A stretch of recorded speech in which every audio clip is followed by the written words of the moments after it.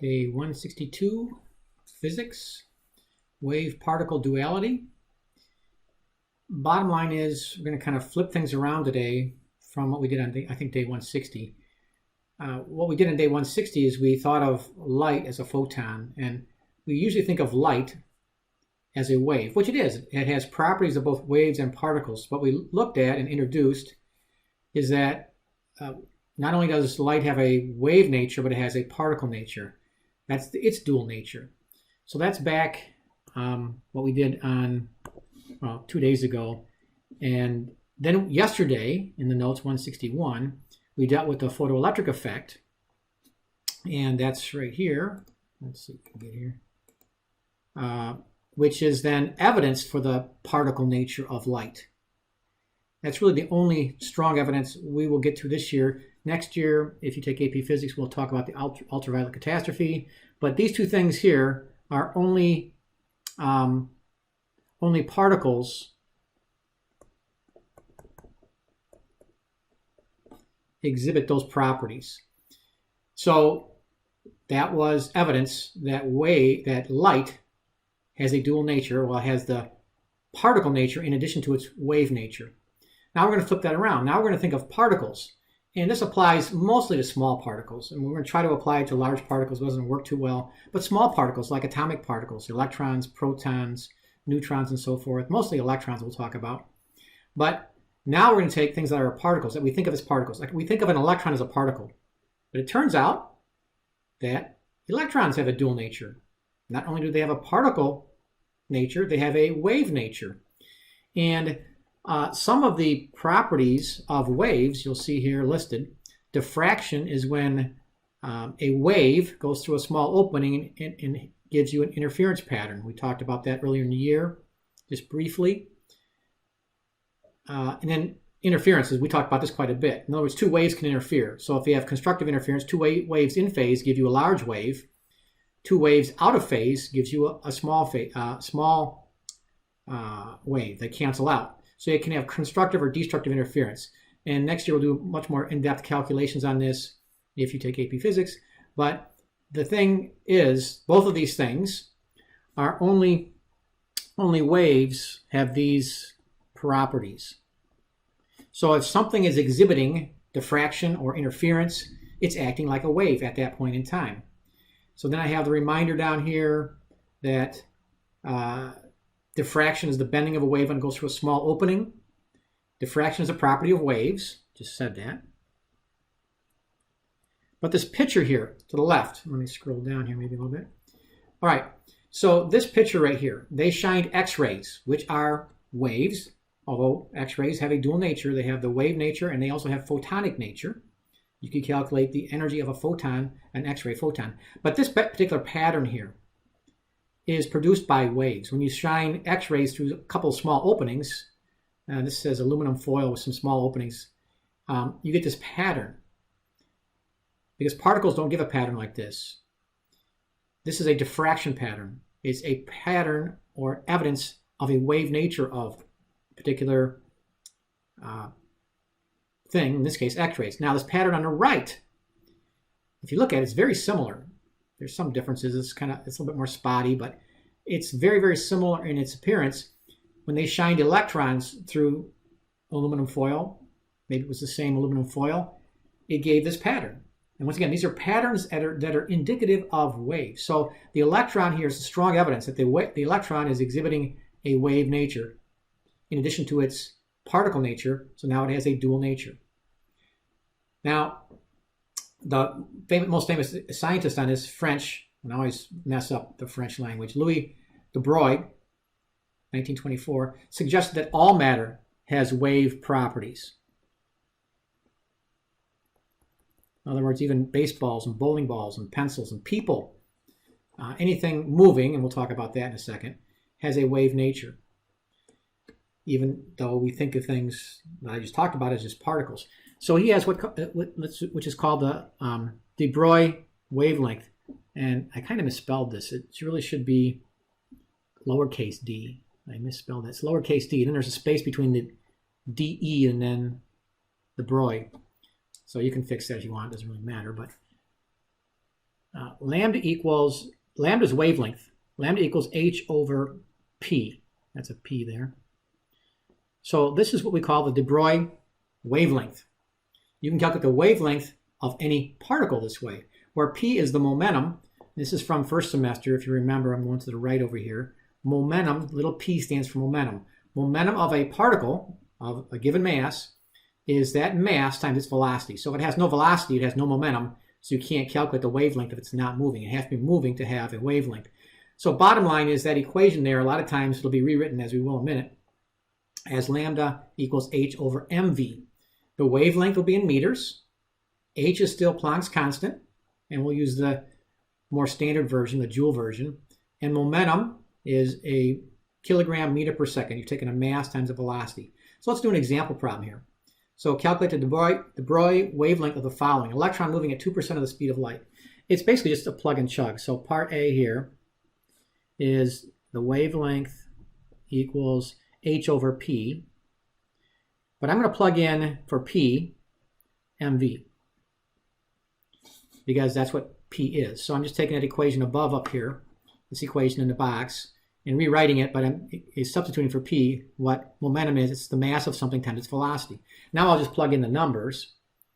So lambda, the wavelength of this electron, is h, and that h is 6.63 times 10 to the negative 34th, divided by its mass, and you have to know the mass. Oh, I gave you the mass, 9.11 times 10 to the negative 31st. All electrons have that mass. Kilograms, you want that in kilograms, which it is, times its speed. Now it says 2% of the speed of light.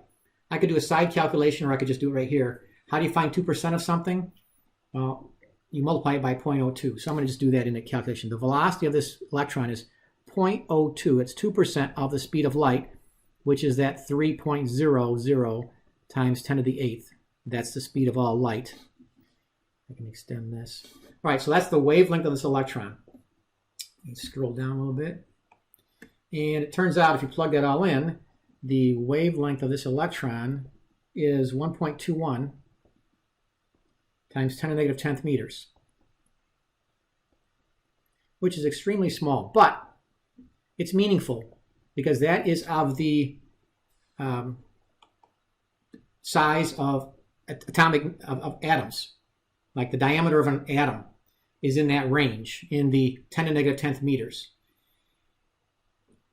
Just for future reference, you don't need to do this year, but because these numbers come up a lot when you start doing de Broglie wavelengths, sometimes you'll see this. They'll say, okay, the wavelength equals 1.21 angstroms. It's an A with like a circle over top of it. That's an angstrom. So 1 angstrom, 1A with a circle, what that means, let me do a little bit better there. Whoops. 1 angstrom equals 10 to the negative 10th meters. That's what that means. So I'll write it out. It's angstrom. A-N-G-S-T-R-O-M. Angstrom.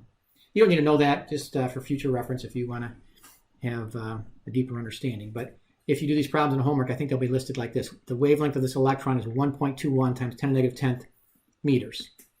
All right, so part B here, how about the wavelength of a person? So the wavelength of the person is going to be h over mv, h over the momentum. So this person is going to have, once again, 6.63 times 10 to the negative 34th, divided by the mass of this person, 70 kilograms, times the speed. You want meters per second, that's 45. Okay, that's pretty simple numbers. Plug this into your calculator. You get the wavelength of 2.10, I think, times 10 to the negative 45th, 10 to the negative 45th meters. And what you'll notice is that that's very, very small. Essentially, that's meaningless. I'll just put that in quotes.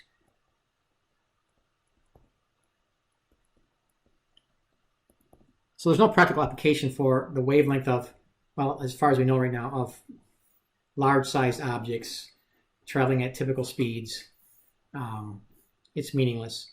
This concept is applied mostly to atomic particles. There's an application you'll see on the next page, or a direct result of this as far as orbits are concerned for electrons. So the Broglie wavelength can be calculated by using h over mv. All right, so Niels Bohr came up with, he was one of the pioneers in atomic models, talking about the nucleus and then electrons being in different orbital levels around the nucleus. But he couldn't really fully explain why there was only certain orbits allowed. You couldn't have an orbit at the 1.5 level. You could have orbit 1, orbit 2, but you couldn't be orbiting at integer levels. And why was that? Well, the answer comes from this concept, the de Broglie wavelength, and that is the circumference of an orbit must be an integral, a whole number, or I should say an integral, an integer. Like 1, 2, 3, not 1.2, not a fraction, an integer number multiple of the electron wavelength. Okay, my grammar's off a little bit there maybe. But there must be a standing wave. Kind of like what we did with the slinky in the hallway at the beginning of the semester, or that orange string thing that I had in front of me where we had the standing wave, or like any musical instrument where you get a standing wave, you have to have constructive interference, a wave that reflects back on top of itself. So there's some pictures down here, but I also have some simulations. Let me see if I can find the simulation. In his doctoral dissertation in 1924, Louis de Broglie put forward a simple idea that significantly advanced the understanding of the extremely tiny. A quantum leap forward, you might say. Since Einstein and Planck and Compton had firmly established that light could have the characteristics of both a wave and a particle, de Broglie suggested that matter particles, protons, electrons, atoms, billiard balls, could sometimes act like waves. And when this idea was applied to Bohr's atom, it answered many questions. First, the allowed orbits had to be exact multiples of the wavelengths calculated for the electrons. Other orbits produced destructive interference of the waves, and soon the electrons couldn't exist there. So the circumference of the orbit must equal the wavelength, or twice the wavelength, or 3 times the wavelength, or for that matter, any multiple of the wavelength. Second, these orbits weren't really orbits in the traditional sense. These electrons didn't travel around the nucleus in a circle. Rather, they took the form of a standing wave that surrounded the nucleus entirely. The exact position and momentum of the electron particle could not be specified at any given instant. Okay, yeah, for this one here on the left, it's showing you the constructive standing wave, the blue standing wave at orbital level 4, which would be 4 wavelengths for that electron. And here's where it's showing you that it can't work. You can't have a 3.2 level. You see like a loose end here over on the right where my cursor is, sort of. That wave is not matching up. That would be destructive interference. That orbit would not be allowed, or would not be probable at least. This is the more probable orbit. And when you get deep into this, we'll talk more about probabilities. But this is the orbit that works well, constructive interference. This one does not work well. Destructive interference. So here's another pictorial of this same thing, showing you like the one I think I just showed you, the n equal 4. There's 4 wavelengths here in this diagram. Oh man, right here. This would be the 4th orbital level. So this circumference here matches 4 wavelengths of that particular electron's wavelength. So there's constructive interference. Or if you have 5 wavelengths in one circle, you get constructive interference. But if you have 4.5 wavelengths in a particular circumference, which would be an orbit between 4 and 5, it won't work because you get destructive interference. And this picture down here at the bottom is supposed to be kind of the same 3-dimensional rendition of the same thing. Anyway, you can calculate the wavelength of particles. So everything has a dual nature. Light or any electromagnetic radiation has a wave and a particle nature. And now we just found out that particles have also the dual nature. Particles act like particles, and they can also act like waves. We can calculate their wavelength, but it makes the most sense to calculate the wavelength of small particles, the de Broglie wavelength.